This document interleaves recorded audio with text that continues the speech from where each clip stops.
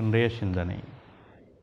எங்களுடைய வாழ்க்கையிலே எப்பொழுதுமே நாங்கள் சிந்திப்பதிலேயும் செயல்படுவதிலேயும் துரிதமாக இருக்க வேண்டும்.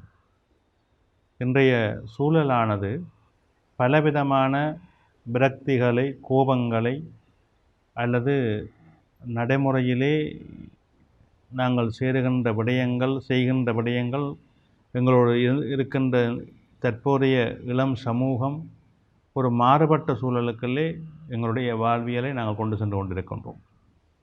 எனவே இயல்பாக எங்களுக்கு பழைய நடைமுறைகளை காணுகின்ற பொழுதெல்லாம், இப்பொழுதுள்ள புதிய நடைமுறைகளுக்குள்ளே வருகின்ற பொழுதெல்லாம் இயல்பாகவே ஒரு ஏக்கம், பயம் வருகின்றது. எங்களுடைய மொழி, எங்களுடைய கலாச்சாரம், எங்களுடைய செயல்பாடுகள் எங்கே சென்று கொண்டிருக்கின்றது என்ற ஒரு ஏக்கம் ஒரு நல்ல சிந்தனையாளர்களுக்கு தோன்றிக்கொண்டே இருக்கும். இதை நடைமுறைப்படுத்தி, வழிமுறைப்படுத்தி, செயல்முறைப்படுத்தி நம் இளம் சமூகத்தை ஒரு கட்டுப்பாட்டுக்குள்ளே கொண்டு வர வேண்டும் என்ற எண்ணம், மனப்பாங்கு அதிகமாக இருக்கும். இது நடைமுறை செயல்.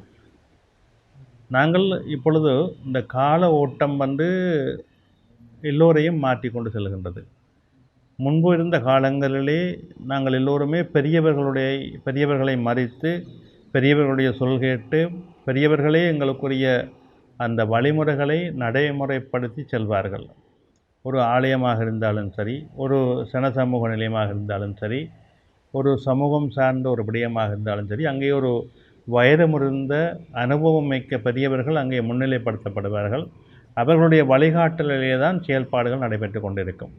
அப்பொழுது அங்கே பெரிய தவறுகள் நடைபெற இடம் இருக்காது. ஏனென்றால் அவர்கள் தங்களுடைய அனுபவத்தினாலும் செயல்பாட்டினாலும் நல்ல சிந்தனைகள் மூலமாகவும் அனுகூலங்களை கொடுத்து கொண்டே இருப்பார்கள். அதன் மூலமாக நன்மைகளும் சிறப்புகளும் மேன்மைகளும் அமைந்து கொண்டே இருக்கும். இது நடைமுறையிலே நாங்கள் காணக்கூடியதாக இருக்கும்.